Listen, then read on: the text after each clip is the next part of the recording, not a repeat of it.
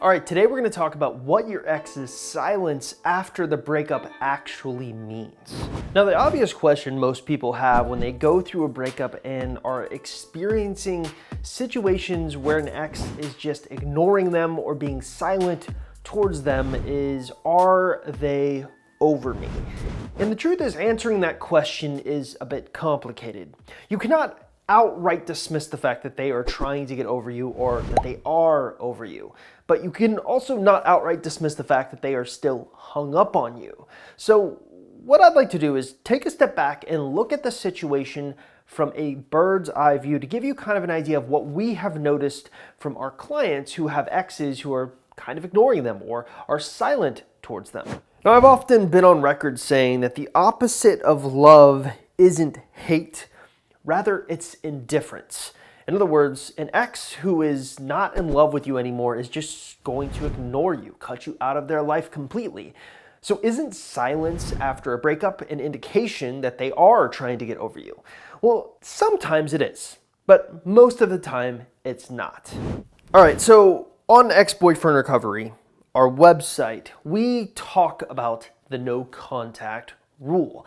It's this idea where you are ignoring your ex for a period of time with the intent of outgrowing them. And usually by doing this, if you do it properly, it can help make them miss you. And then you get back in touch with them and you begin the process. This is sort of the general strategy that almost everyone in the breakup industry talks about. But what they don't talk about are what the real result of a no contact rule actually look like. Now, this is something that actually fascinated me because when I sat back and thought about it, you always just kind of take the no contact rule as it comes. Everyone always talks about the brilliance of a no contact rule and how it will make your ex miss you. But we actually found that's not the case. So here's what I did. We actually have a private Facebook support group for all of our clients, our program purchasers. We just want them all in one place so that they can help each other, but also we can understand what's actually working. So I went to the Facebook group and I literally asked them, I said, hey, those of you who have been in a no contact rule, how often has an ex actually contacted you during the no contact rule? And the results, in my opinion, were very shocking. I was expecting maybe like 70% of the participants in this survey would admit that yes, my ex contacted me during no contact. The opposite was true. Around 65% of participants admitted that their ex didn't contact them during no contact, and yet it had no impact on their overall chances of success. So what's going on here?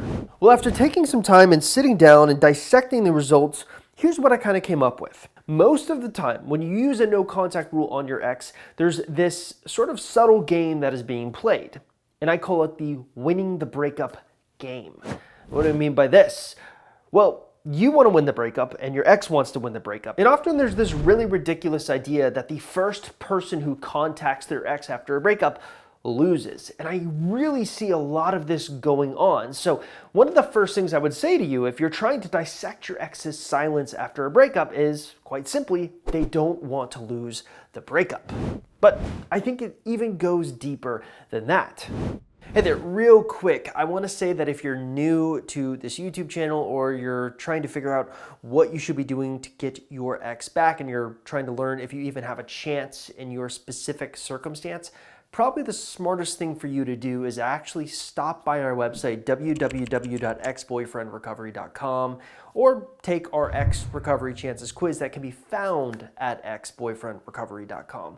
Now, if you're watching this on YouTube, taking that free quiz is super easy to do. All you have to simply do is look in the description link below this YouTube video and click on the link you see there. It will take you directly to the quiz where you can fill it out and get an easy answer on what you should be doing going forward and overall what your chances look like in your specific situation. All right, so let's get you back to the video.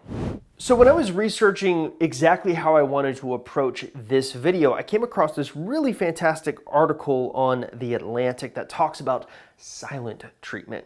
And so it's really trying to focus on people who are using the silent treatment as almost like this revenge ploy to hurt their significant others or a breakup, you know, stuff like that. So the article talks about this specific situation where a grown woman whose father refused to speak with her for 6 months at a time as a punishment throughout her life.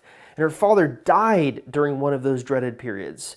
So she actually went to visit him in the hospital when he was doing really poorly, and he just gave her literally the cold shoulder in the hospital and would not give her the time of day.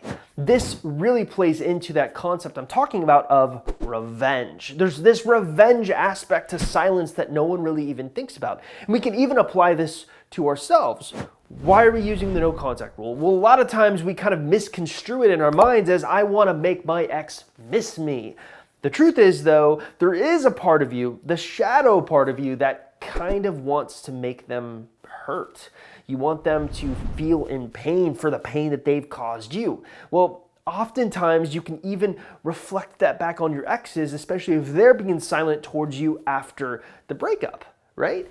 They want you to feel pain because even if they are the initiators, they are at fault for the pain being caused throughout the breakup, they will paint themselves as a victim.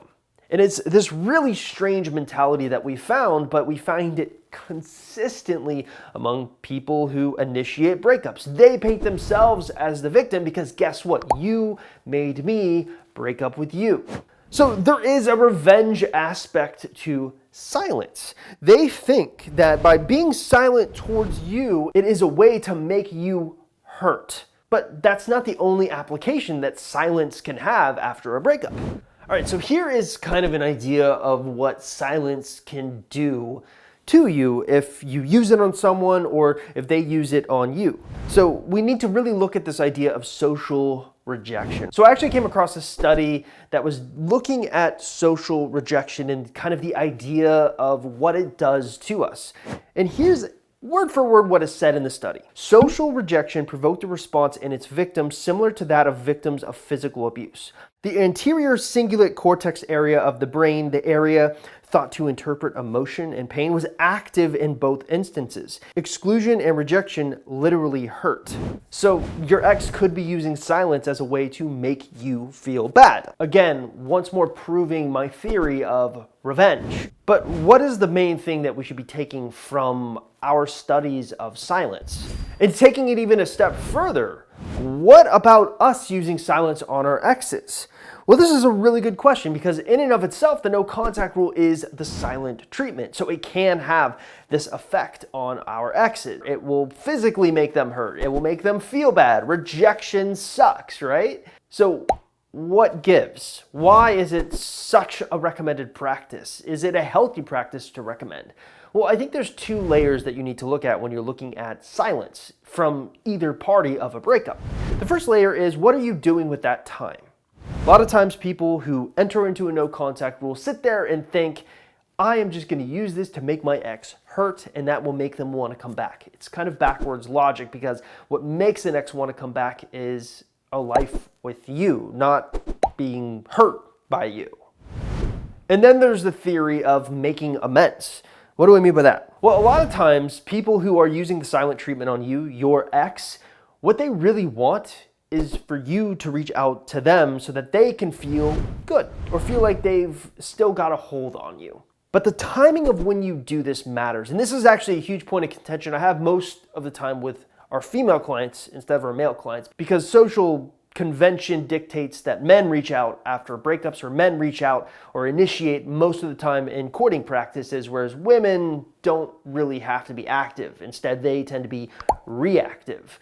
But I like to buck social convention because of the silent treatment, because of this fact that if an ex is using silence on you, in a weird way, they're saying, contact me, contact me, contact me. But when you contact them is key, which is why we recommend periods of no contact. And how you contact them is key. A lot of times people say, hey, what's up? That's not enough. You need to have something interesting to say. And it's also important that your ex goes through their wave of emotions. I often call this like the roller coaster effect, right? So your ex, after a breakup, is sitting there and going through these stages of no contact.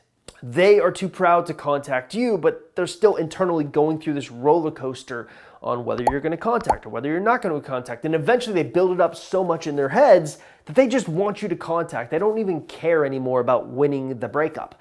That is an important foundation to build before you actually do reach out. So let's recap. Why is your ex using the silent treatment on you after a breakup, and what does it mean? Quite simply, there's many different applications for why an ex would use the silent treatment on you. The first and most obvious one is they want to win the breakup. The second and less obvious one is they actually want to hurt you. But ultimately, if you can get them to go through this roller coaster of emotions, if you can use a no contact rule on them, fight fire with fire, so to speak, and then contact them, their whole paradigm shifts and you kind of start getting the results that you want. Now, you need to learn a lot about the no contact rule if this is kind of an approach that you want to employ. Luckily for you, probably the best place to start is on our YouTube channel. That's right, we have done I almost said thousands. We've done hundreds of videos on the no contact rule, the ins and the outs, what we've learned that isn't true, what we've learned that is true. So check that out. And if you're really interested in learning more about where you stand with your ex after a breakup, my recommendation for you is to actually hop by our website, www.exboyfriendrecovery.com, and take our Ex Recovery Chances quiz. It's a simple, free 2-minute quiz basically designed to tell you what kind of chance you have of getting your ex back. And all you have to do if you want to take that quiz is simply look in the description link below this YouTube video and click it. It's that simple.